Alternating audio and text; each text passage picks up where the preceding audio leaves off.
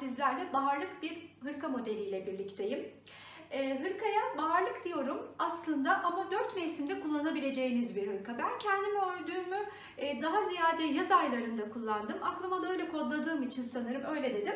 Ama boğazlı kazaklarla gayet şık kombinleyebileceğiniz güzel bir model. Örümü de oldukça keyifli. Çok zor da değil. Farklı ipler kullanarak modeli çeşitlendirmek de mümkün. Çok yakın tarihlerde onları da yapacağım inşallah. Şimdi size şöyle söyleyeyim. Bu hırkayı 108 motifle tamamlayacağız. Bu 108 motifin 36'sı ön tarafımızda. Yani 18 artı 18 sağ ve solda. 6 adeti omuzlarda, 3 bir tarafta, 3 diğer tarafta. 36 adeti de arkada. Size arkasını da şöyle göstermek istiyorum. Oldukça güzel duruyor. Bakın enseyi zaten anlatacağım videolarımda size nasıl yaptığımı. Etrafına ördüğümüz patı ile birlikte oldukça şık duracak. Kollarımız çok dar değil, salaş kruvaze. 15 artı 15'te kollarda motifimiz var. Eğer siz de benimle örmek isterseniz bu hırkayı, bitirdiğinizde oldukça zarif, şık bir hırka sahibi olacaksınız. Şimdiden size keyifli örmeler diliyorum. Evet, o zaman hırkamızın motiflerini yapmaya başlayabiliriz. Size ilk önce hırkanın motifi hakkında biraz bilgi vermek istiyorum. Elimde şöyle bir şablonu var. Bir de eğer daha fazla renkle çalışmak isterseniz renkli iplerle yapılmış fotoğrafı var. Bunun üzerine size biraz bahsetmek istiyorum. Bu da benim yaptığım tek renk çalışacağım motifim. Hırkam siyah olacak. Etrafını da krem rengi iple biliyorsunuz hırkadan aynı şekilde hazırlayacağım. Öncelikle bahsetmek istiyorum. Sihirli halka içine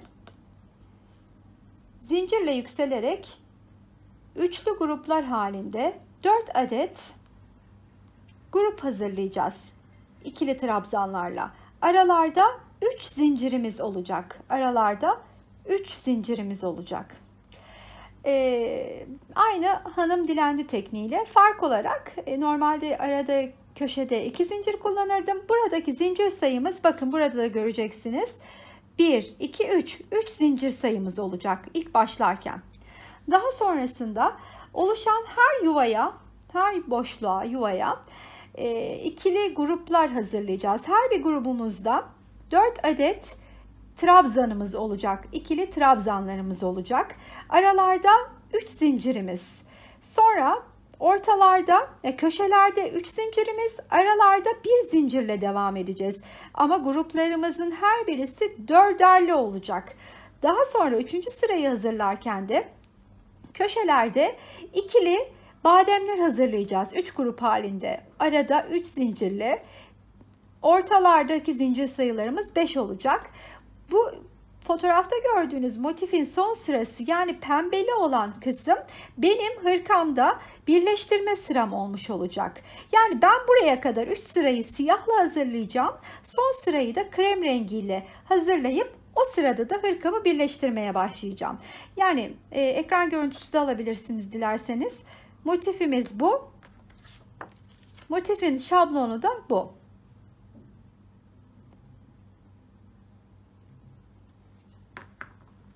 Motifimiz de bu. Tekrar size göstermek istiyorum. O zaman şimdi hırkamızı motiflerini hazırlamaya başlayabiliriz. Benim yaptığım motiflerde de şu şekilde bakın arkadaşlar. Siyah iple hazırlıyorum. Sipariş üzerine hazırladığım bir hırka olduğu için biraz renklerini size göstermekte tabi renk modeli göstermekte biraz zorluyor olabilir. Size bahsettiğim gibi hazırlayacağız. Şimdi ilk olarak ortasını yapacağım. Sihirli halkamı hazırlayacağım. 4 adet üçlü gruplarımı arada 3 zincirle başlayacağım yapmaya. O zaman başlayalım. İpimizi alıyorum. Parmağımı birazcık uzunca dolayıp başlayayım. İlk olarak sihirli halka dediğim gibi. Bakın. İlk kez yapanlar için biraz daha yavaş yapabilirim belki. Bakın parmağıma doladım. Parmağıma doladım. Bu arada şu bilgiyi de vereyim tekrar. Tığım 3 milim. 3 milim tığım. Koton, orta kalınlıkta da koton iplerim var. Evet. Kilitledim. 1, 2, 3 zincirle çıktım. Doladım. İkili trabzan yapıyorum. 2 kere de çıktım. Doladım. İkili trabzan yapıyorum. 2 kere de çıktım. Arada 1, 2, 3 zincirim var. Parmağımdan çıkardım. Diğer üçlü grubumu yapacağım. 1, 2, 3. Bakın şimdi sihirli halkamın ortasını küçültüyorum. Ortasını küçülterek devam edeceğim. Arada 3 zincirim var. İpim kaçmasın. 3 zincirim var. Battım.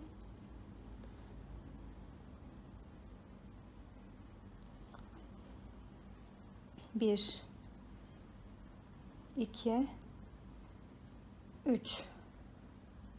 Zincirimde 3 tane. Son grubumu yapıyorum. Biraz daha ortasını daraltıyorum. Ortasını biraz daha daraltıyorum.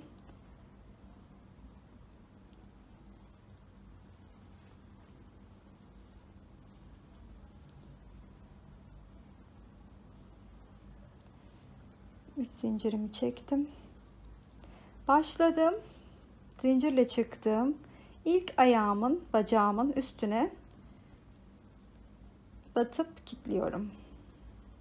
Bakın işte burayı ilk ortasını tamamlamış oldum. Şimdi burada her sırasında farklı renkte çalışacak olan arkadaşlarım burada ipini kesecek. Bir üst sırayı yeni rengiyle örmeye başlayacak. Ama ben hırkamı düz siyahla yapacağım için ben aynen devam ediyorum. İpimi kesmeyeceğim. Kaydırma yöntemiyle. Bakın battım. Çektim. Kaydırdım. Şimdi boşluğa geldim. Boşluğa gelirken de arkadaki ipimi gizleyeceğim için arkadan aldım. Arasına sıkıştırdım. Çıktım. Kilitledim. Şimdi 1, 2, 3 zincirimi çektim üstüne. Şimdi ilk grubum olan 4 adet ikili trabzanımı yapıp tamamlıyorum. Arada 3 zincirim var. Bakın ilk dörtlümü yaptım. Şimdi buraya diğer ikinci dörtlümü yapıyorum.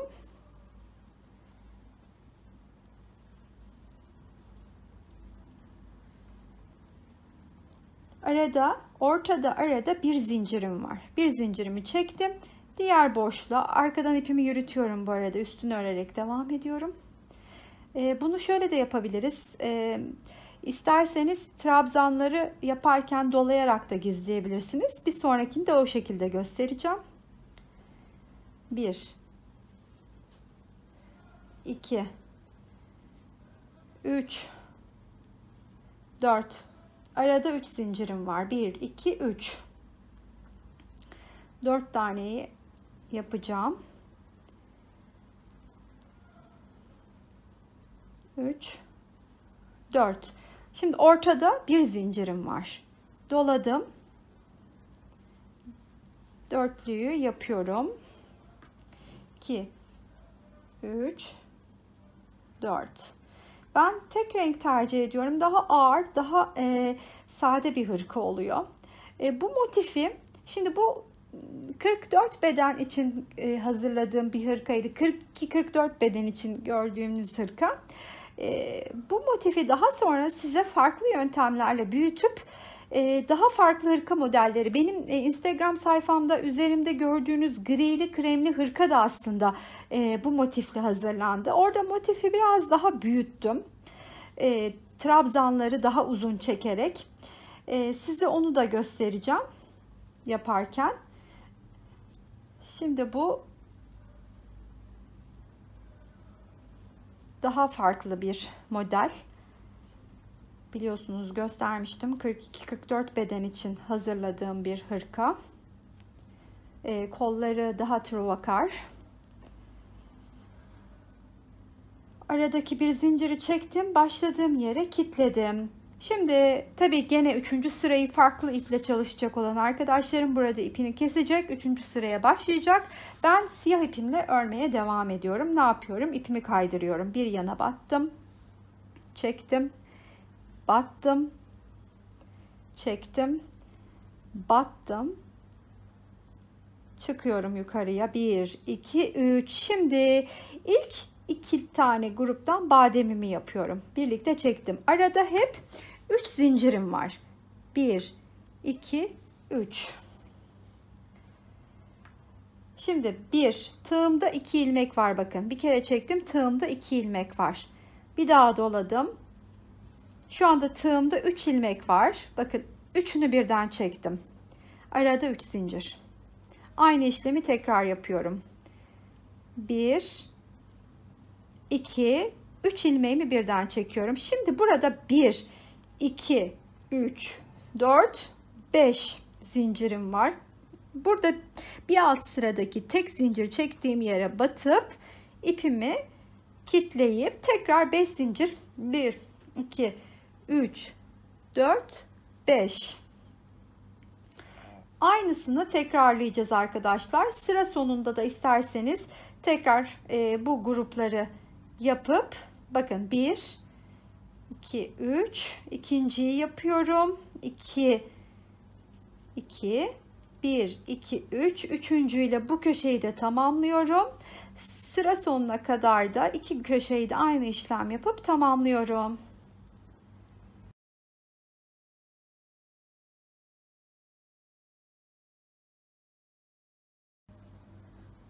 Son köşedeki son ikili bademimi yapıyorum. 1, 2, 3, 4, 5 zincirimi çektim. Battım. Ortaya 1, 2, 3, 4, 5 zincirimi çektim. İlk başladığım bademin tepesine battım. İpimi kitleyip kesip ilk motifimi tamamlamış oluyorum. İlk motifimi tamamlamış oluyorum. Bakın hanımlar. Şimdi bu motifin 4. sırasını örerken, şimdi ilkinde 4. sırasını öreceğim. İpimi de gizleyeceğim bir taraftan. Öreceğim. Ondan sonra diğer ikinci motifin etrafını geçerken de motiflerimi birleştirmeye başlayacağım. Farklı renkle yapacağım. Yani bu hırkadaki siparişim krem rengi ile birleştirmeyi istedi. Krem rengiyle birleştireceğim. Buradaki gördüğünüz gibi pembe sırayı ben kremle öreceğim. Köşelerde oluşan 2 adet yuvaya 3'er adet bademler yapacağım. Arada 3 zincirim var. Daha sonraki aralarda 5 zincirli. Buralarda bakın. Şuralarda 5'er zincirlerim var. Üçlü bademlerim, 3 zincirim yaparken daha iyi anlayacağız şimdi. Rengim krem.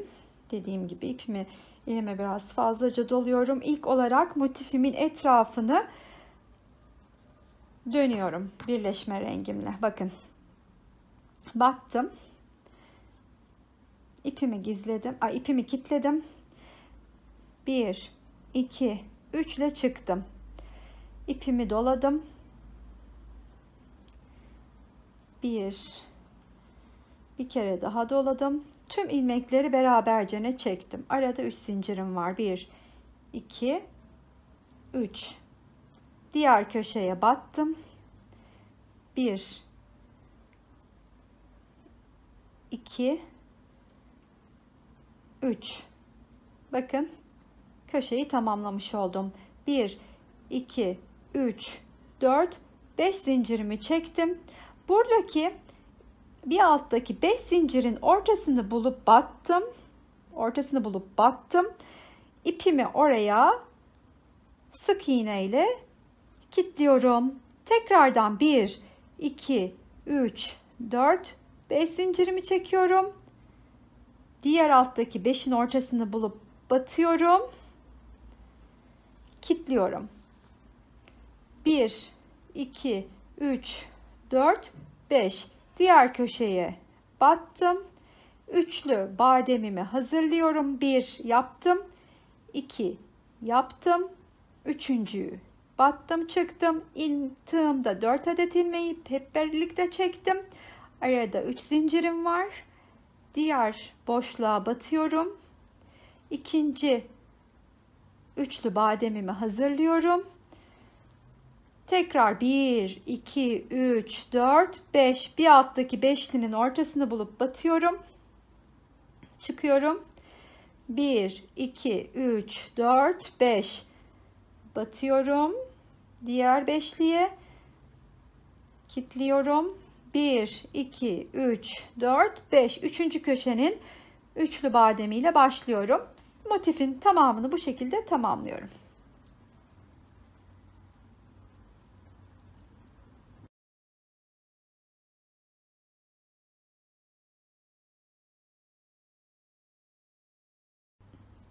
Son üçlü bademimi de yaptım. 1, 2, 3, 4, 5 zincirimi çektim. Beşlinin ortasına battım. 1, 2, 3, 4, beşliyi çektim. Battım. Diğer motifin ortasına. 1, 2, 3, 4, 5 başladığım bademin üstüne, ortasına batıp kilitledim ve ilk motifimi birleştirme kenarı ile birlikte bitirmiş oldum. Bakın, gördünüz mü? İlk motifim tamamlandı. Şimdi ne yapacağım? Diğer motifimde etrafını geçerken diğerine birleştirerek ilerleyeceğim. Onu diğer birleştirme videomda size göstermek istiyorum. Bu motiflerden benim hani ördüğüm boyutlarda eğer hazırlamak istiyorsanız sizin de yapmanız gereken etrafını krem rengini örmeden bu şekilde 36 ön, 36 arka, 72, 6 omuz motifleri, 78, 30 da kollar, 108 adet bu motiften hazırlamanız gerekecek. Motiflerimizi tamamladıksa artık birleştirme kısmına geçebiliriz. Önce motifleri birbirine nasıl birleştirdiğimi göstereceğim. Daha sonra da oluşan birleştirmeye başladığımız motiflerle hırka formunu nasıl verdiğimi göstermeye çalışacağım sizlere. İlk olarak biliyorsunuz diğer bir önceki videoda yaptığımız siyah motiflerin etrafını krem renkle geçmeyi göstermiştim. Şimdi krem rengi geçerken birbirlerine eklemeyi anlatmaya çalışacağım. İlk motifimiz tamam. Şimdi ikinciyi diğerine eklemek konusunda yardımcı olacağım, size anlatmaya çalışacağım. Motifimi elime alıyorum. Köşedeki ilk yuvanın içine ilk üçlümü yapıyorum. Yani ilk üçlüyü ilk yuvaya dolduruyorum. İlk önce tabii ki her zamanki gibi ipimi batıp kitleyip 1, 2, 3 zincirimi çıkıyorum. İlk bademimi böylelikle oluşturuyorum boşluğa. Biliyorsunuz ortada 3 zincirimiz vardı. İkisini çekiyorum. Motifimi alıp arka yüzlerini birbirine baktıracak şekilde köşeden batıp ortasından çıkıp kitleyip artık motifimi burada örmeye devam ediyorum. Yani ikinci boşluğun ikinci üçlü bademini hazırlıyorum. Kilitledim. Şimdi 5 zincirin 1, 2, 3'ünü çekiyorum. Diğer motifteki beşlinin ortasına 1, 2, 3 bulup batıyorum. İpimi oraya kilitliyorum. Diğer kalan 2 zinciri buraya çekip siyahlı motifimdeki beşlinin ortasına batıyorum. Biraz karışık gibi gelebilir ama aslında elinizde alışınca çok kolay. Bakın şimdi. Beşlinin 1, 2, 3'ünü çekiyorum. Diğer krem geçtiğim motifteki 1, 2, 3'ü bulup ortasını bulup batıyorum. Kilitliyorum. 1, 2'yi çekip siyah motifimdeki 1, 2, 3'ü bulup batıp kilitliyorum. Tekrar 1, 2, 3 çekiyorum. Kremin 1, 2, 3 ortasını buluyorum. Kilitliyorum. Geri kalan 2 zincirimi çekiyorum.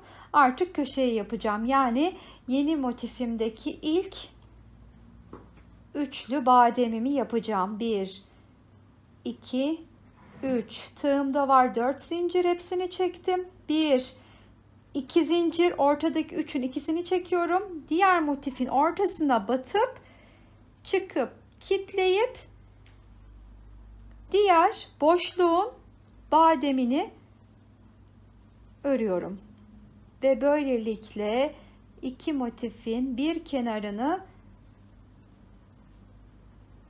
burayı yanlış yapmışım arkadaşlar. Pardon, bir çıkacağım. İki zincirim kalacak. 2 ilmeğim. Badem yapacağız çünkü. Trabzan gibi çekmişim. 1. Şimdi 1, 2, 3, 4, 5'imi artık çektim. Diğer 5'in ortasına battım. Şöyle bir göstereyim size, bakın. İki motifimizi böylelikle birleştirmiş olduk. Bir kenarını birleştirmiş olduk. Bakın şöyle baktığınızda bu delikli bir hırka oluyor. Çok da hoş duruyor. Tüm motifler eklendiğinde göreceksiniz zaten bu ekleme yeri hırkada çok hoş gözükecek. Bakın. Bu şekilde. Şimdi hırkanın etrafını size gösterdiğim gibi diğer videoda krem renkle geçeceğim. Motif sonunda görüşürüz.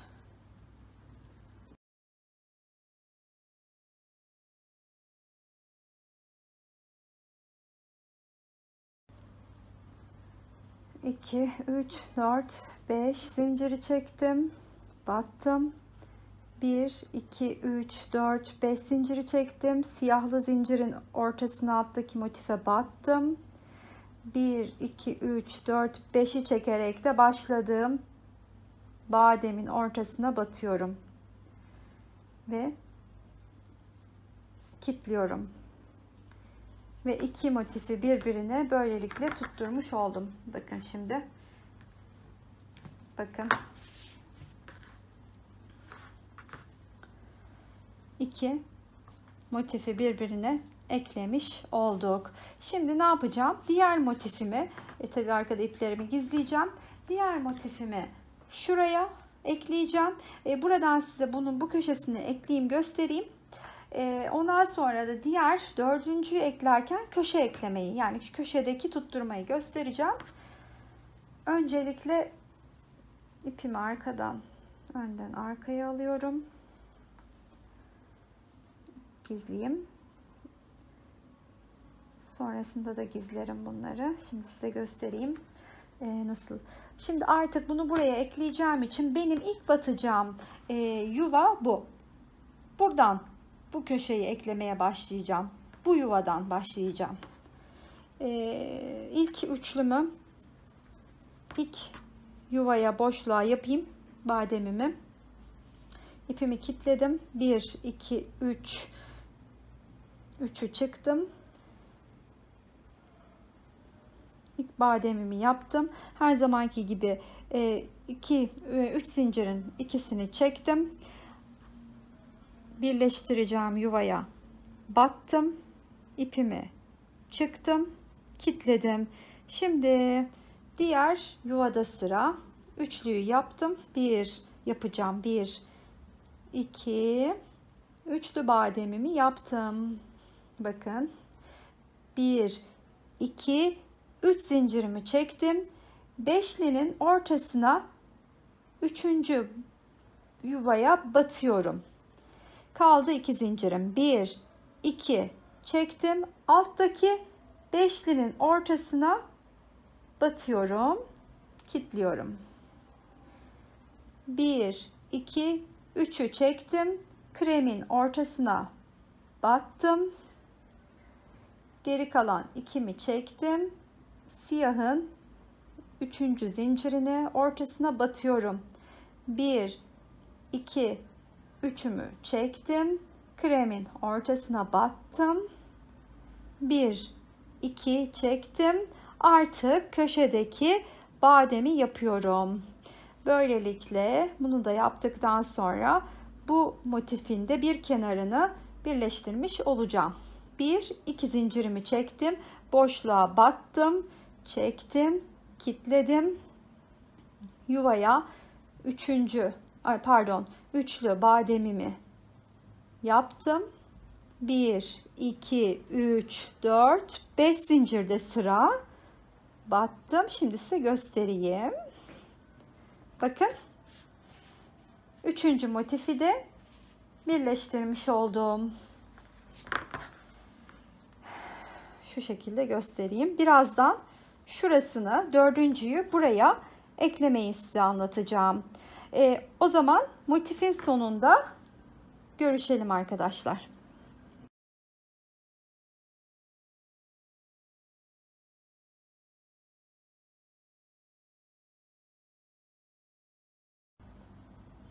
Son 5'li zincirimi de başladığım ilk bademin üstüne batıp kilitledim. 3. motifi de eklemiş oldum. Bakın 3. motifi de eklemiş oldum. Bunu ipi arkaya geçirip şöyle ortadan arkaya bunları bu yuvalara gizliyorum aslında. Örerken bu işlemi yapıyorum. Şimdi hani size göstermek için anlatayım. Vakit kaybetmek istemedim anlatırken. Bu şekilde bunu arkaya, bu ikisini de daha sonra bunun içine gizliyorum. Şimdi sırada bakın şöyle bir göstereyim üçlüyü size. Şurayı da yaptım, asıl güzelliği çıkacak ortaya. Bakın şimdi bunu 4. motifimi aldım. Krem rengimi, ilk üçlü bademimi örmeye başlıyorum. 1 kilitledim. 1, 2, 3'ü çıktım. İlk grubumu tamamladım. 1, 2'yi yaptım. Battım. Çıktım. Kilitledim. Şimdi bu köşeyi, kenarı bir birleştirelim. Artık biliyoruz nasıl yaptığımızı. Köşenin ikinci bademini bitirdim. 1, 2, 3 zincirimi çektim. Diğer kremin ortasını buldum. Battım. Çıktım. Kilitledim. 1, 2 kalan zincirimi çektim. Alttaki siyahın ortasını buldum. Kilitledim. Bakın. 1, 2, 3 yaptım. Kremi buldum. Kilitledim. 1, 2 battım. Siyahın ortasına battım. Kilitledim. 1, 2, 3 kremin ortasına battım. Şimdi köşeye geldik. Burada birleştirmeyi size göstereceğim. Şimdi 1, 2'yi çektim. İlk bademimi yapıyorum. İlk bademimi yaptım. Çektim. 1, 2 zincirimi çektim. İlk olarak üstümdeki motife, bir üstteki motifin boşluğuna bakın.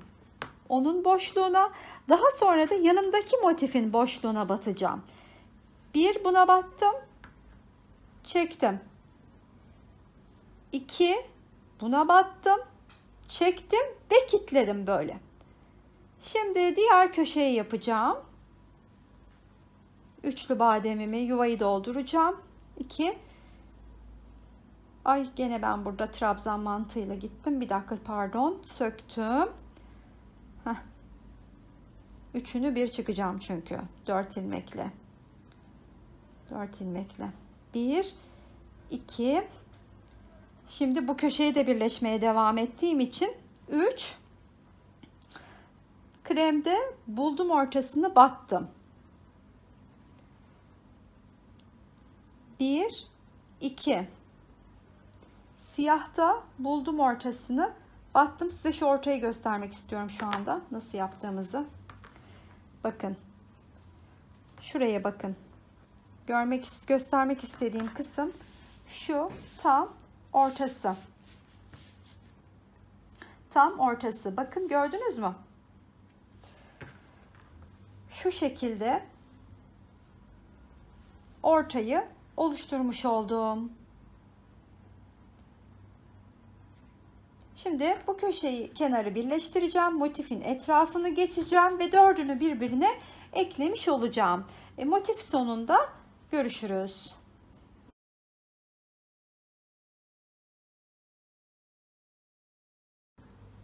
1, 2, 3, 4, 5 son zincirimi de çektim.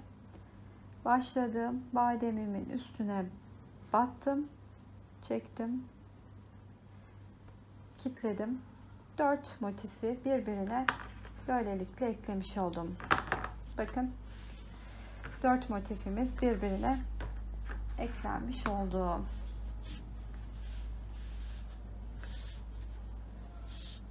Şöyle gösterebilirim size. Şu ortasının görüntüsünü göstermek istiyorum. Bakın. Ortasının bu şekilde bir görüntüsü oluyor. Şimdi tabii hırkamız tamamlandığında gayet şık, çok kullanışlı, hoş bir model olacak birleştirmeleri bitirdiğimizde. Sizden istediğim 78 tane gövde motifi istemiştim. 78 adet, 30 tane de kol için istemiştim. Bu 78 motifin 36 tanesini, yani arka parçayı 6'ya 6 olarak eklemeniz. 36 parçadan bir kare, 6'ya 6 bir kare yapın. Ben de bitireyim.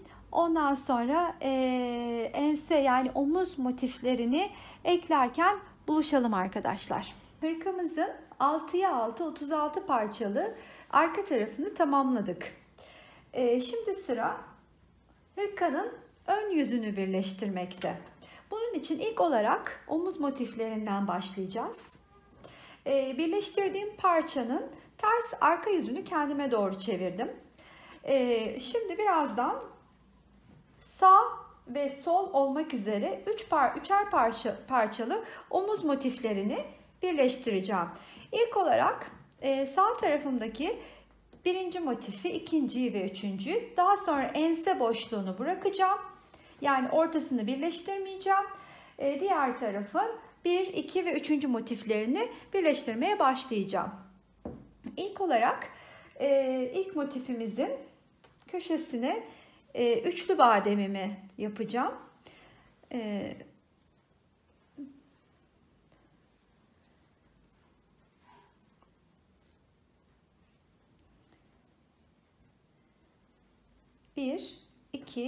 Bir kilitledim. 1, 2, 3.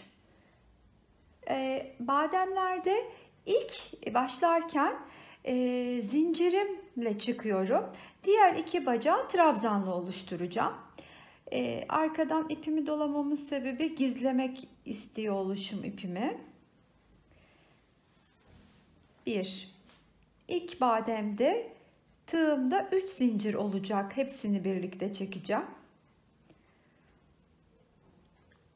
3 zinciri bir kere de çekiyorum. 1, 2 zincirimi çektim. Köşedeki üçlü bademlerin ortasındaki üçlü zincire batıyorum. Batıyorum. Çekiyorum. Kilitliyorum. Evet, birleştirmeye başlıyorum. Şimdi ipimi doladım. Bakın. 1, 2, 3. Şu anda üçlü bademi yapıyorum ve tığımda 4 adet ilmek var. 4 adet ilmeği birlikte çektim. 1, 2, 3 zincirimi diğer 5 zincirin ortasına batıyorum. 1, 2, 3 buldum 5'in ortasını. battım, kilitledim. 1 2 zincirimle yeni motifimin gene ortasına batıyorum. 1 2 3 ile çıkıyorum. 1 2 3 üst tarafın ortasına batıyorum. 1 2 zincirle alt tarafa batıyorum. 1 2 3 ile yukarı çıkıp ortasına batıyorum. 1 2 ile sıradaki köşedeki üçlü bademimi yapıp köşeyi birleştiriyorum. Şimdi 1 2 yukarıdaki motifin ortasına battım. İpimi çıktım. Kilitledim. Şimdi bu motifin etrafını dolaşacağım, bitireceğim.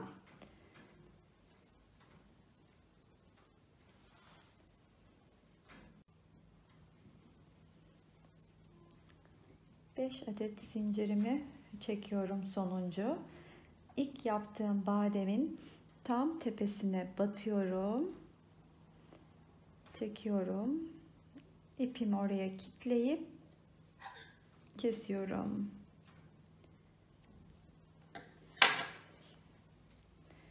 Kesiyorum.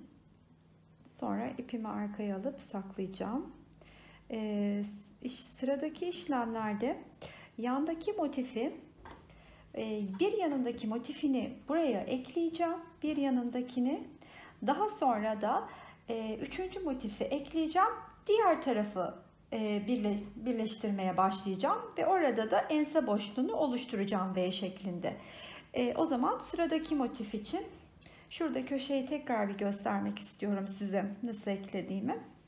Biraz daha zor olan kısım. Şimdi burada ilk üçlümü gene yapacağım. İlk üçlümü yaparken 1 2 pardon, önce bir kilitleyelim. 1 2 3 ilk trabzanım. Şimdi burada ilmekte ilk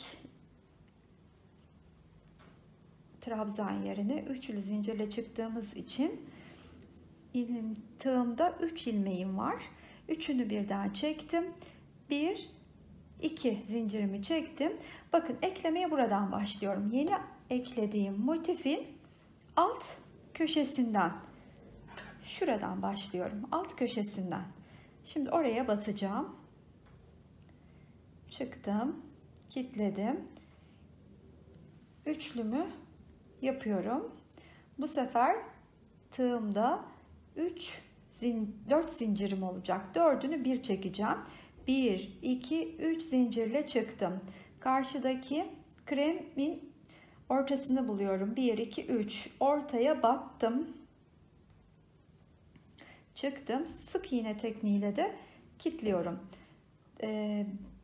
1 2 2 ile geldim. Alttaki yeni motifimizin ortasını buldum. Ona da battım. Sık iğne ile kilitledim. 1 2 3 ile çıktım. Krem 1 2 3 kremin ortasına battım. Sık iğne ile kilitledim. 1 2 zincirle tekrar alt yeni eklediğim motifimize geldim. Battım, kilitledim. 1 2 3 ile çıktım. Yukarıya battım. Şimdi köşeye geldim.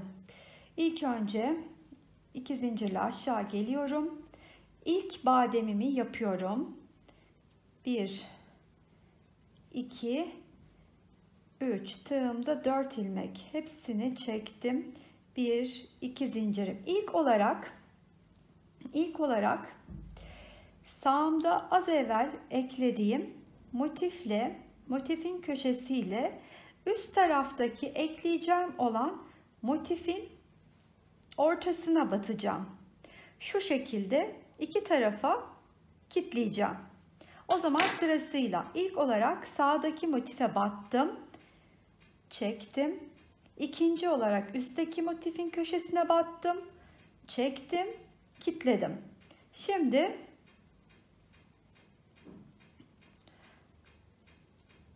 ikinci bademimi yapıp üst köşeye eklemeye devam edeceğim. Bu köşeyi de kavradıksa zaten motifi eklemekle ilgili bir sorun olacağını hiç düşünmüyorum. Kolaylıkla ilerleyeceksiniz demektir. O zaman şimdi bu motifi ekleyelim. Burada yaptığımız işlemle aynen bir yanındaki motifi de buraya ekleyelim. 3 motifi tamamladıktan sonra buluşalım.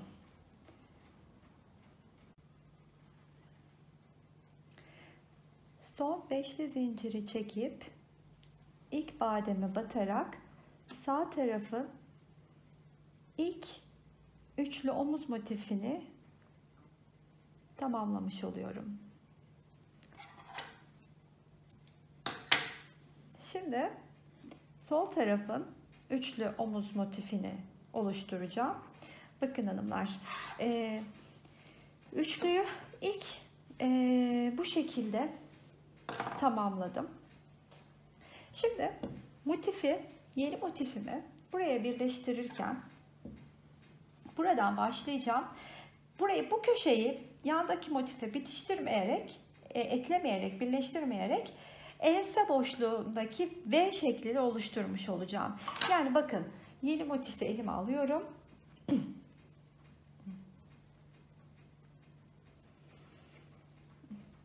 İlk üçlü bademimi gene yapıyorum.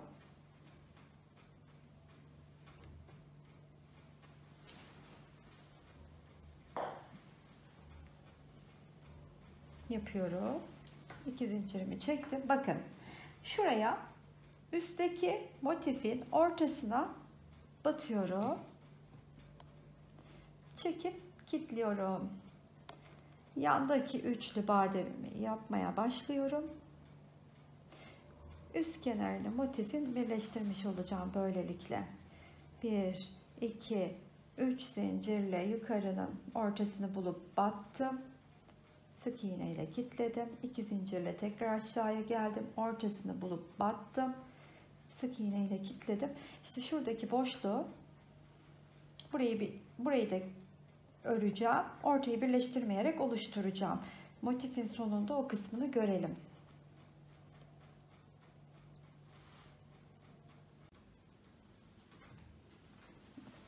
Beş zincirimi çektim. Motifimin son işlemini de yapıp buraya kilitledim. Bakın bunlar gayet güzel bir şekilde oluşturmuş olduk. Burayı, şuradaki bir farklılığı, bakın bunu ipin içine sakladığımda zaten orası daha çok düzelecek.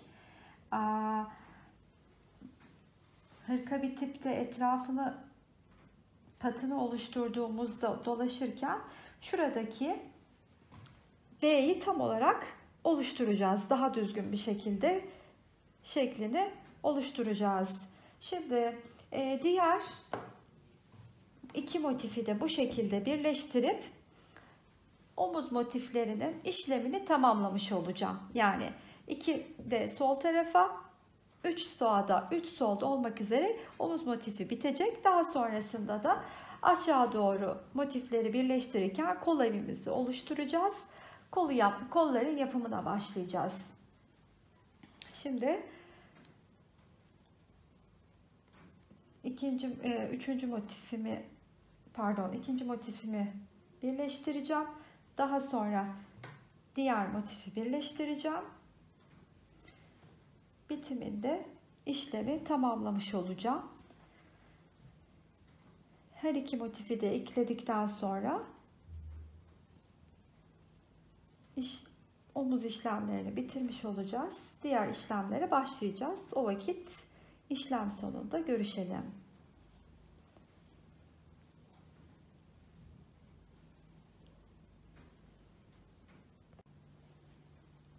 Evet, omuz motiflerini böylelikle bitirmiş oluyoruz. 3 bir tarafa örerek tamamlamış oluyoruz. Sırada şimdi diğer hırkada bu şal modeli bol bir hırka örmüştük hatırlıyorsanız. O hırkadaki aslında yapılış biçiminin aynısı. Mantık aynı. Sadece motifimiz farklı olduğu için eklemeleri biraz değişik oluyor. Tek farkı o. Şimdi bakın 3 motifi bir tarafa, 3 motifi bir tarafa, diğer 3 motifi de diğer tarafa ekledim. Ense motifini ve omuz motiflerini oluşturdum. Ense boşluğumu oluşturdum. Şimdi bunu bu şekilde alıyorum. Bildiğiniz gibi sizin de hem ön tarafını birleştireceğim, motifleri ekleyeceğim. Ön tarafı eklerken de kol evini oluşturacağım. Kol evimi 5 motifle oluşturacağım. Yani kolumun genişliği 5 motif, uzunluğu 3 motif olacak. Bu benim istediğim uzunlukta bir kol. Çok bileğe inmeyen, daha kısa kalan, bol kruvaze bir kol çalışıyorum. Çünkü o şekilde istendi ve ben o şekilde çalışacağım. Siz daha uzun çalışabilirsiniz. Yani 5'e 3 değil de 5'e 4 de çalışabilirsiniz. O tamamen sizin isteğinize bağlı. Şimdi aynen bu şekilde bir motifi buraya, bir motifi buraya ekleyeceğim. Bunu buraya ekleyeceğim. Buraya birleştirip iki motifle de kol evini oluşturacağım. Kol evini oluşturduktan sonra da hırkamın ilk önce sağ tarafını sonra da sol tarafını tamamlayacağım. Şimdilik başlayalım yapacağımız işlemlere. İlk olarak kol evini oluşturacağım. İlk motifimi enseden gelen motifle birleştiriyorum. İlk üçlüyü, zincirimi çekip ilk üçlü bademimi oluşturuyorum. Sonra üstteki omuzdan gelen motife eklemeye başlıyorum. 1-2 zincirimi çektim, aldım. Tam ortasına battım, çıkardım ve kilitledim. Sırada yandaki boşluğun üçlü bademini yapmak var. Üst kenarını birleştirmiş olacağım böylelikle omuzdan gelen motifle. Evet. Şimdi 2 zincirle aşağı iniyorum. 1-2-3 zincirle yukarı çıkıyorum. Yukarıdaki zincirin ortasını buluyorum, batıyorum. 1-2 aşağı iniyorum. Bu motifi buraya ekliyorum. Sonrasında da bakın bir altındaki motifi ekleyelim. Aslında evet, bir altındaki motifi ekleyelim. 2 motiften sonra da görüşelim.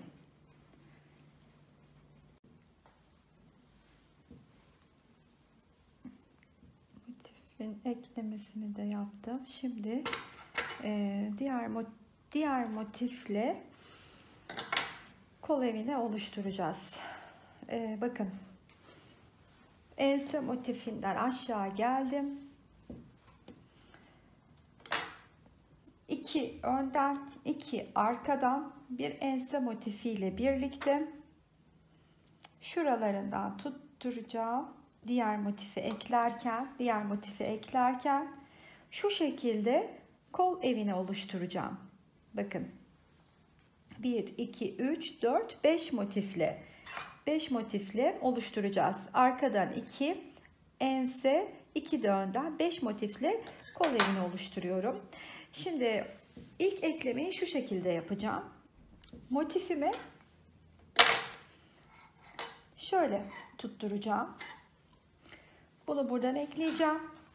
Bunu da bu şekilde birleştireceğim. Bu köşeyi birleştireceğim. Yuvayı oluşturacağım böylelikle. Şimdi o zaman ekleyelim. Köşeye ilk üçlü bademimizi yapalım.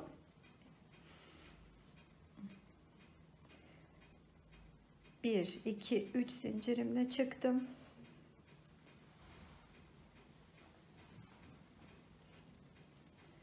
üçüncü trabzanımı çektim. 1 2 zincirle bakın şuraya batıyorum, tam olarak şuraya batıyorum, şuraya bakın, battım, çektim, kilitledim. Şimdi diğer bademde sıra. Çektim, bir çektim, üçüncüyü çektim, 4 zinciri birlikte çektim, 1 2 3 zincirle çıktım, yandaki motifin kremde ortasını buldum, battım, ortasına battım, çıktım, sık iğne ile kilitledim, 2 zincirle aşağıya geldim, alttakinin ortasını buldum, tekrar 3 zincirle çıktım, üsttekinin ortasını buldum, 2 zincirle alttakinin ortasını buldum, 1 2 3 ile yukarıya çıktım. Şimdi sıra kol evini oluşturmadan evvel köşedeki ilk üçlü bademi yapıyoruz.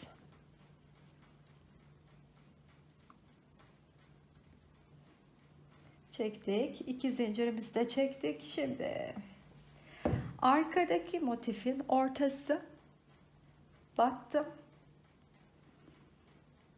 çektim, çekemedim, battım, çektim. Omuzdan gelen motiflerin ortası, battım, çektim, kilitledim. Şimdi birleştirme işlemimi devam ediyorum ama bu arada da kol evimi bakın oluşturmuş oldum. Üst köşeyi üst kenarı birleştiriyoruz.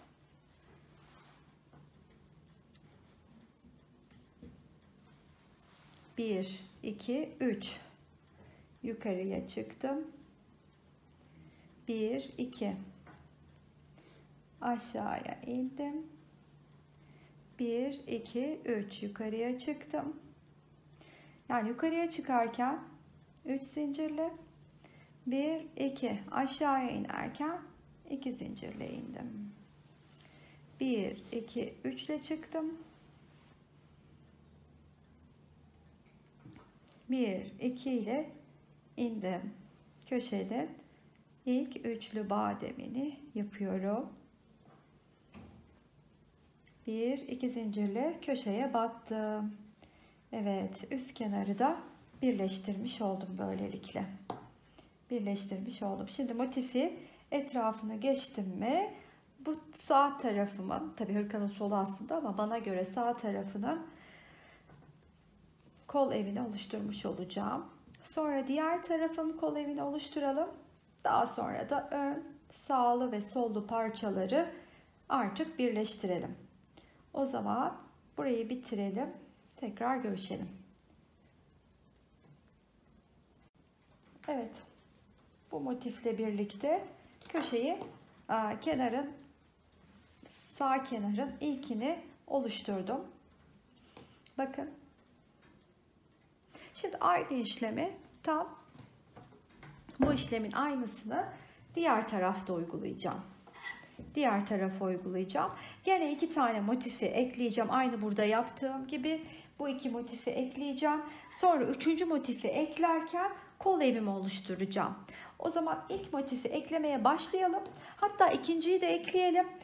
Kol evini oluşturacağımız 3. motifle de dilerseniz buluşalım. Evet, sol taraftaki 2 motifi de ekledim. Şimdi bu tarafın kol evini oluşturacağız arkadaşlar. Ne yapacağım? Şuradan motifimi ekleyeceğim. Buradan başlayacağım. Şöylece başlayacağım. Buradan geleceğim. Burada kilitleyeceğim. Bu köşeyi öreceğim. Yani diğer tarafta yaptığımın tam tersini yapacağım. Ben sağ elimi kullanıyorum. Bu şekilde ekliyorum. Sol elini kullanan arkadaşlarım tam tersini yapacak. Benim sağda yaptığım işlemi solda, solda yaptığımı da sağda yapacak. Ne yaptım? Hırkanın aslında sol tarafı da ben çalışırken sağ tarafımdaki kısmını kenardan, arka yüzün kenarından başladım birleştirmeye. Diğer tarafta üstten gelen motiften başlayacağım. Motiften başlayacağım eklemeye. Sonra arka kenarla da birleştirip devam edeceğim. Solak arkadaşlarım yaptığım işlemin tam tersini yapacaklar. Şimdi o zaman alıyorum motifimi.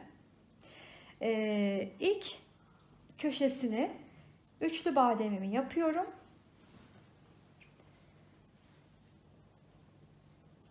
Bir, kilitledim. 1, 2, 3 çıktım. 1, 1, üçünü bir çektim. 1, 2 zincir. Bakın şimdi üstteki motiften gelenden arkadan battım. Kilitledim. Şimdi bu kenar ikisinin birinin alt birinin üst kenarını örerek birleştiriyorum.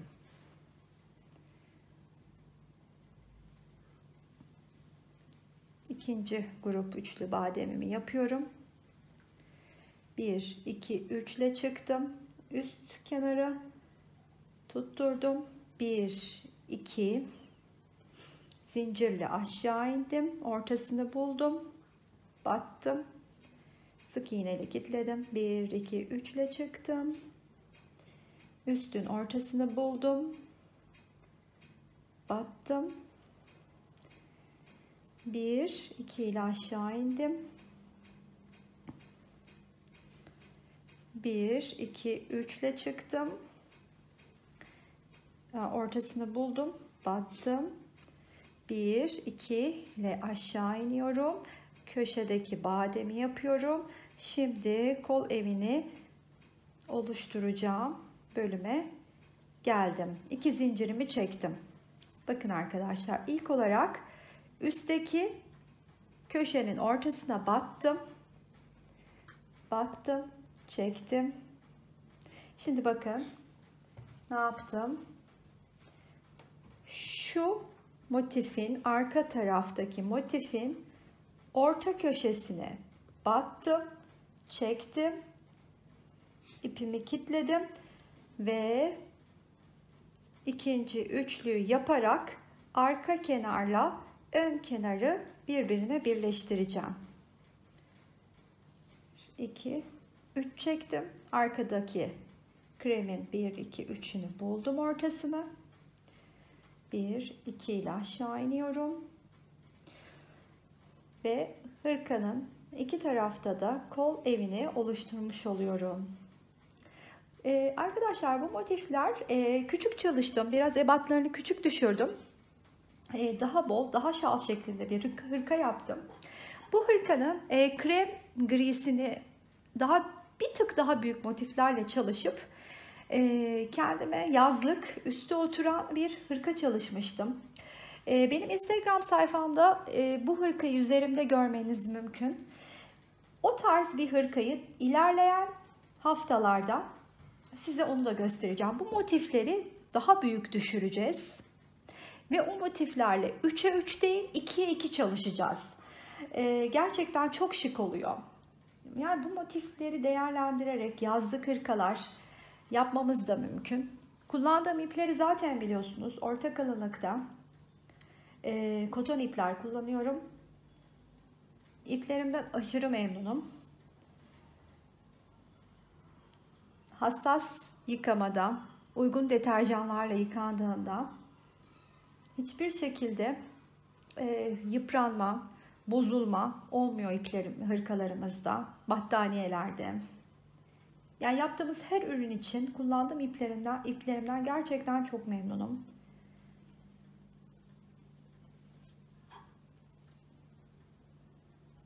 Şimdi bu hırkanın etrafını da bir tamamladığımda artık kol evlerini bitirmiş olduğum için her iki tarafın, sağ ve sol tarafımın ön taraflarını, ön yüzlerini öreceğim. İşlemi tamamladıktan sonra da kolları oluşturmak için devam edeceğiz. Ben bu hırkayı, bu motifi genelde dikkat ettinizse gene Instagram sayfamdan bahsediyorum. Orada tüm modellerim olduğu için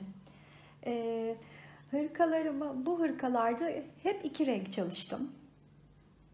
Ama tabii ki bu motifte farklı renklerle çalışılabilir. Ortası, ikinci sırası, üçüncü sırası dilerseniz farklı renklerle çalışabilirsiniz. Benim ileriki günlerde başka bir planım, projem var. İnşallah onun da videosunu çekip sizlerle paylaşacağım. Evet, son zincirlerimi çektim. Kilitliyorum, pardon, şöyle kilitledim, ipimi kestim. Her iki tarafımın kol evini böylelikle oluşturmuş oldum. Bakın şöyle size göstereyim. Şöyle göstereyim. Her iki tarafında kol evlerini oluşturmuş oldum.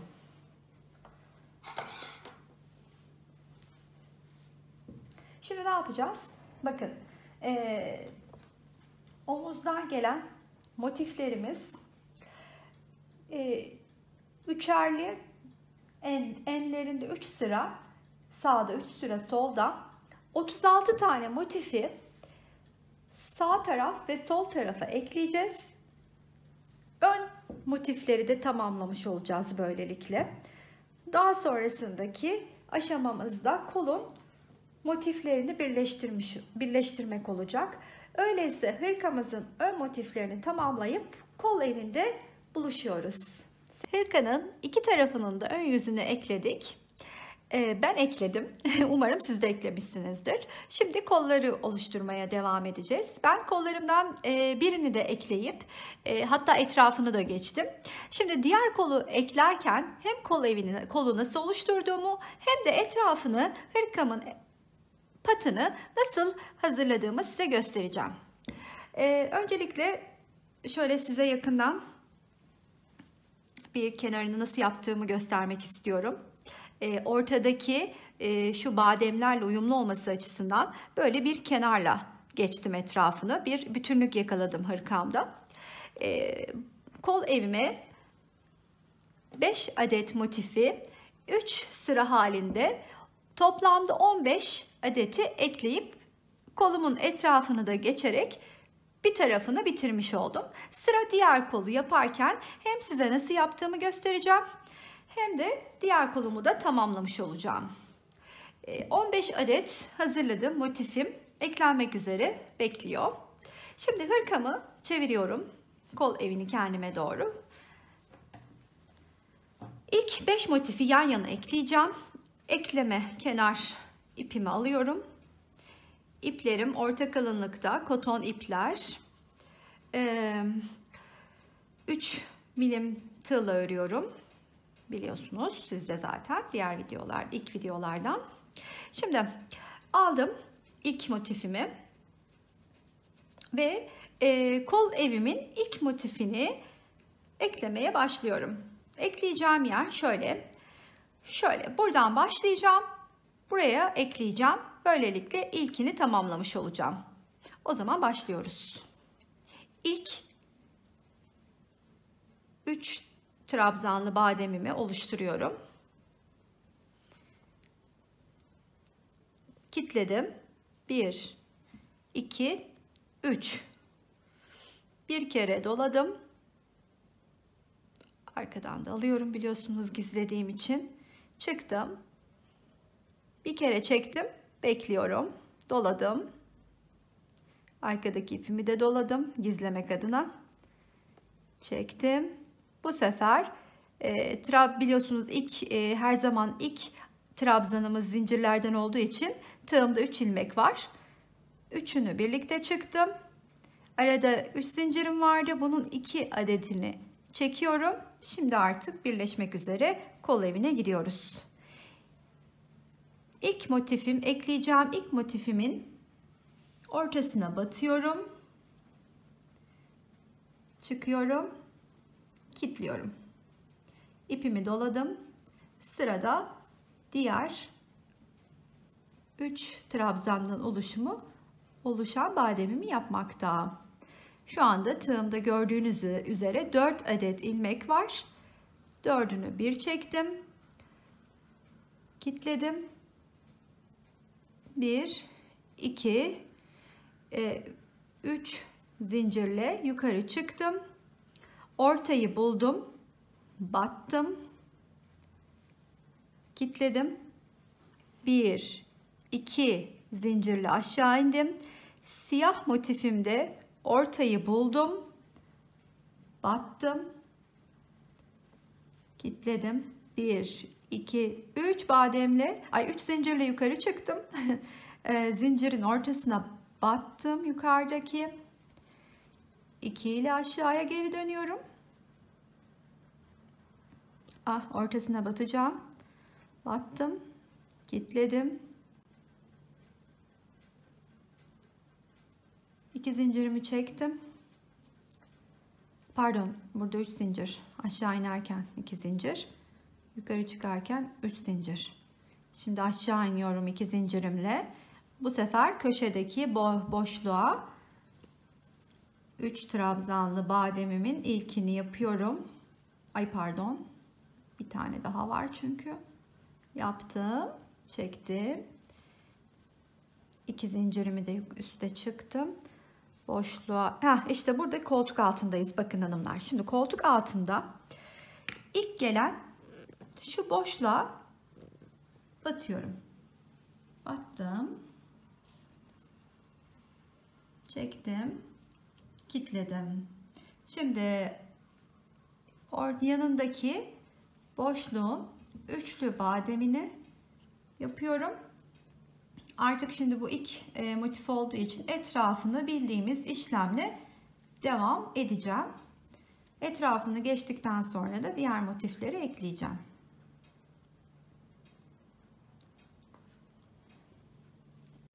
Son 5 zincirimi çekiyorum. İlk bademin tepesine batıyorum. Bu tepelere batmak biraz zor oluyor ama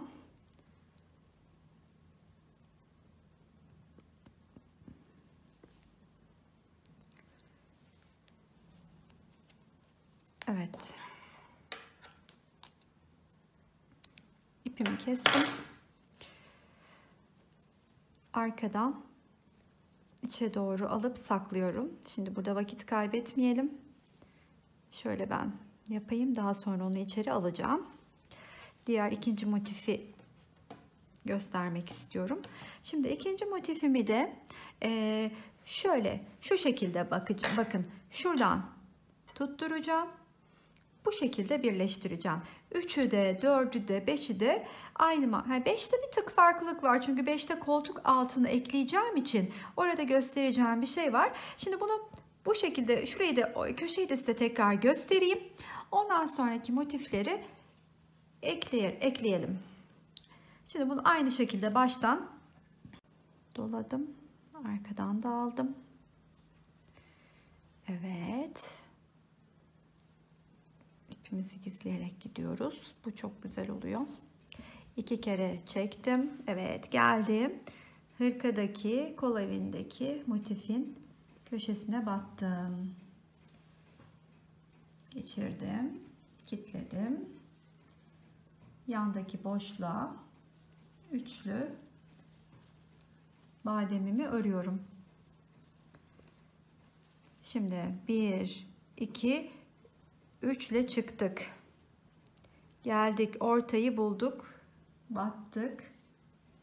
Sık iğne ile kilitledik. 1, 2 ile aşağı indik. Burada battık. 1, 2, 3 ile çıktık. Yukarıda battık. 1, 2 ile indik. Ortaya battık. 1, 2, 3 ile çıktık. Battık. 1, 2 ile indik. Doladık. Bademimizin ilkini yapıp şimdi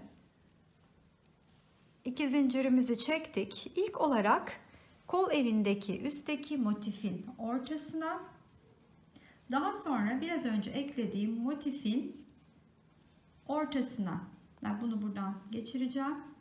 Sonra bunu da buradan geçireceğim. Kilitleyeceğim ve dolayıp diğer iki kenarı oluşturarak, birleştirerek kolumun iki motifini eklemiş olacağım. 3 motifle çıktım, ortaya battım, 2 motifle indim, ortaya battım, 1 2 3 çıktım, ortaya battım, 1 2 battım, 1 2 3. Ay, ben burada ortaya batmamışım, bakın. Bu önemli, ortaya batmamız lazım. Bakın, ortaya batmamışım. 3 sayıp ortaya batıyoruz. 1 2 2 3 saydım. 3 saydım, ortaya battım. 1 2 ile indim. Bademimi yapıyorum. Böylelikle iki kenarı da birleştirmiş oluyorum. Koldaki motifin ortaya battım. Bakın, iki kenarını birleştirmiş oldum ikinci motifinde. Şimdi etrafını geçeceğim ve bu işlemi 3. 4. motifte de yapacağım. 5. motifi eklerken de size kol altı detayını anlatacağım.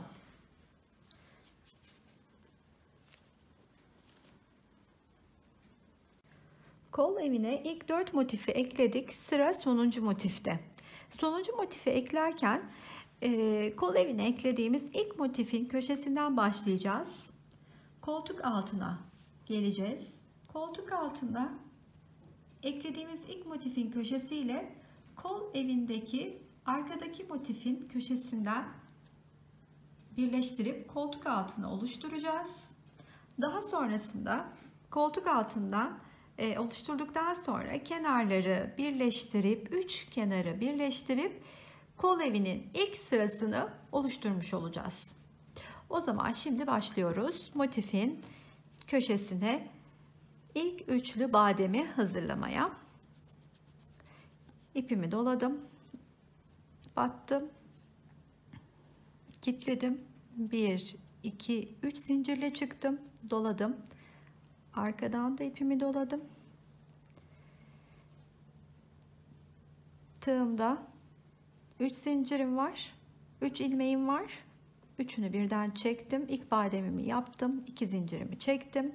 Dediğim ilk köşeye batıyorum. Battım. Kilitledim. Ve ikinci bademimi yapıyorum.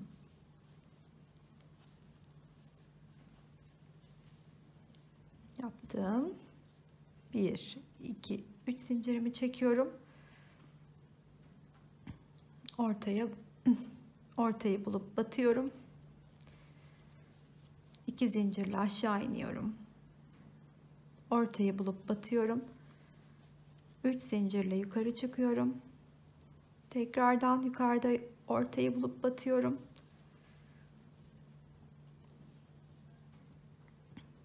2 zincirimle aşağı indim. 3 zincirimle yukarı çıktım. Mantığımız bu. 3 ile yukarı, 2 ile aşağı iniyoruz. Ortayı bulacağız. Batacağız. Şimdi 2 zincirle aşağı indik. İlk köşeyi yaptık. Bademini, köşenin 2 zincirimizi çektik. Biraz evvel sözünü ettiğim ilk motifimdeki battım, çektim, yukarıdaki motifin ortasına battım, çektim, kilitledim ve ikinci bademimi ikinci boşluğa dolduruyorum. 1 2 3 zincirle yukarı çıkıyorum. Bakın koltuk altını bu şekilde oluşturmuş oldum işte. Gayet hoş bir görüntüyle koltuk altını oluşturmuş oldum. Şimdi ilk köşeyi, ilk kenarı birleştirdik. Sıra diğer iki kenarı birleştirip sonuncu kenarı da örüp kol evindeki ilk sırayı bitirmekte. 3 zincirle yukarı çıktım. Ortayı buldum. Battım. 2 ile aşağı indim. Ortayı buldum. Battım. 1, 2, 3 ile yukarı çıktım. Battım. 1, 2 ile aşağı indim. Köşenin ilk bademini yapıyorum. Şimdi iki köşeye de batacağım buradan, biliyorsunuz. İki köşem var. Bir yukarıdaki, hop, bir de yandaki, hop, kilitledim. Şimdi boşluğa ikinci bademimi yapacağım.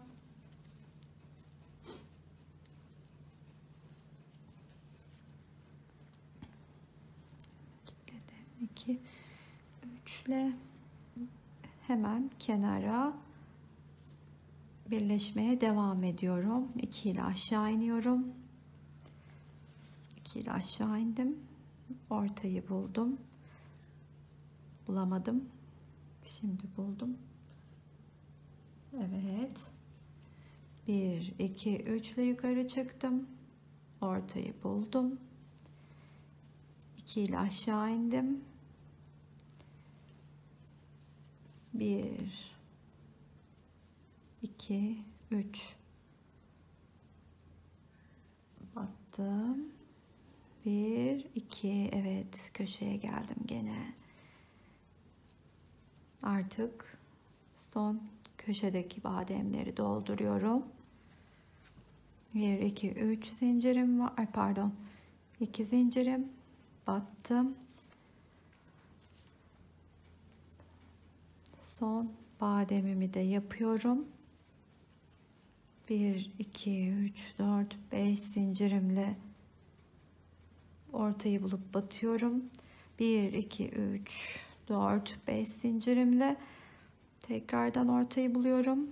Batıyorum. 1, 2, 3, 4, 5 ile ilk bademin tepesine batıyorum. Kitleyip ipimi kesiyorum ve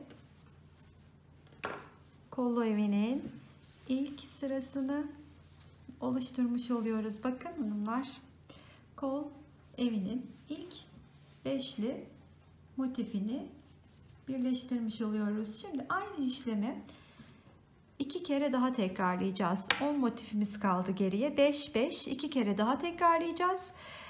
Son sıranın son motifinde buluşup hem son motifi ekleyelim hem de şu motif hırkanın etrafını ne şekilde dolaştığımı, patını ne şekilde ördüğümü size göstereyim.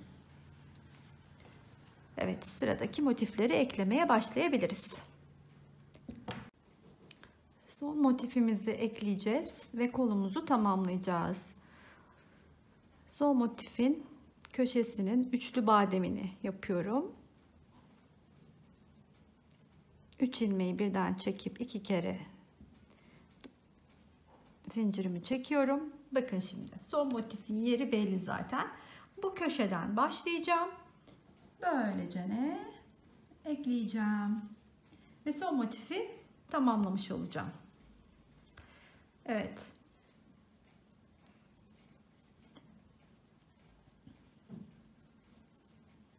Kilitliyorum. Ekliyorum.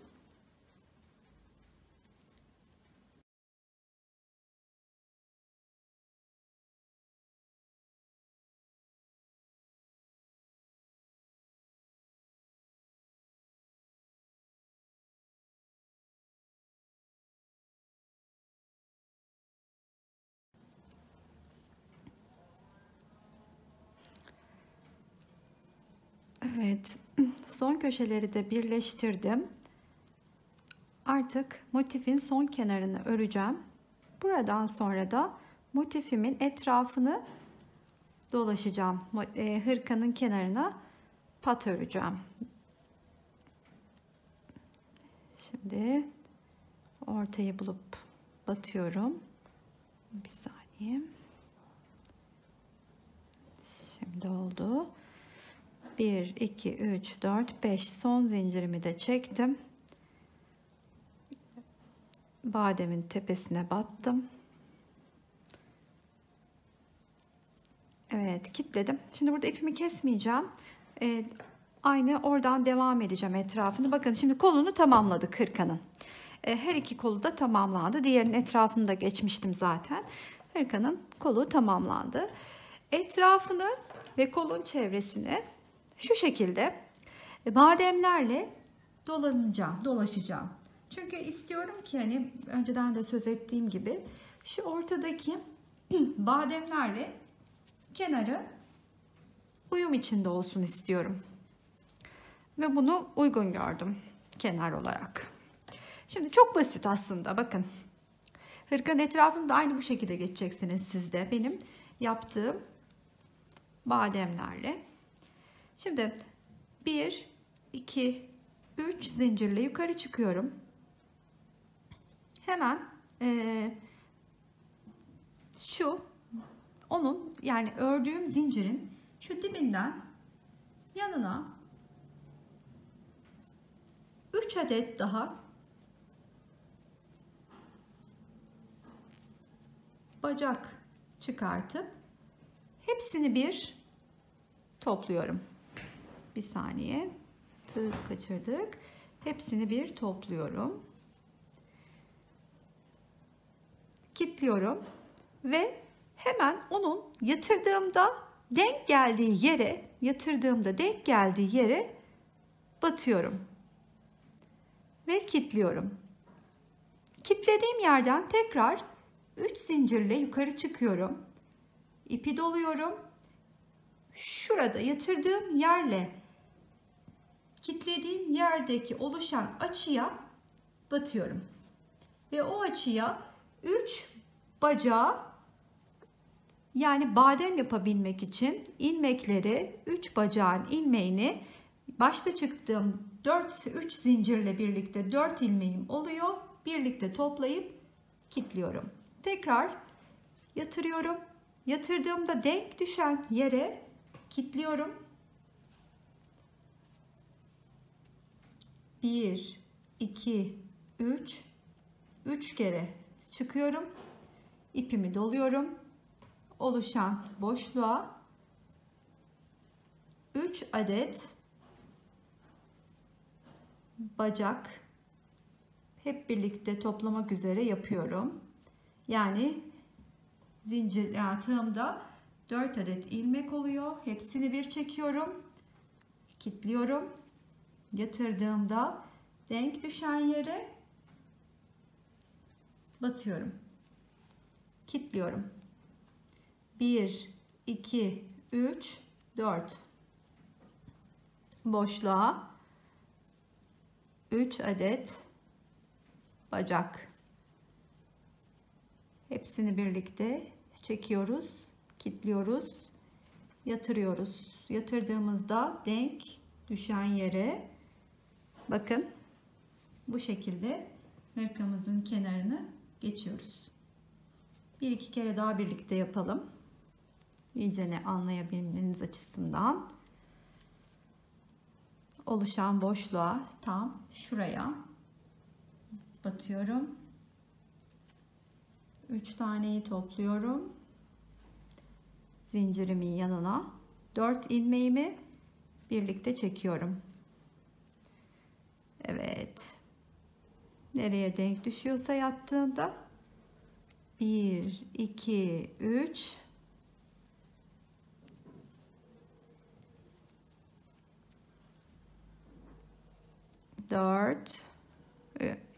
4 ilmeğim topladım. Bu şekilde kol ağzını geçelim ve tamamlayalım.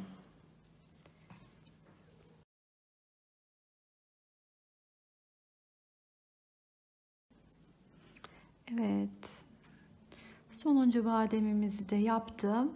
Kitledim ve hırkanın etrafını böylelikle dolaşmış olduğum kenarıyla. İşte bu gösterdiğim, kolun etrafında gösterdiğim kenarı tüm hırkanın etrafında ve diğer kolda da geçtim. Ve böylelikle çok daha şık bir görüntüye kavuşturmuş oldum hırkamı. Evet, gördüğünüz gibi hırkamız sahibine ulaşmak üzere tamamlandı. Kollarımız, ense boşluğu. Bakın ense boşluğunu da şöyle göstereyim size nasıl geçtiğimi. V oluşturmuştum ya burada. O V'nin de etrafına bu şekilde geçtim. Ve hırkamızı tamamladım. Umarım bu zarif ve şık hırkamızı siz de beğenmişsinizdir. Yapmayı düşünürseniz size keyifli örmeler diliyorum. Şimdilik hoşça kalın.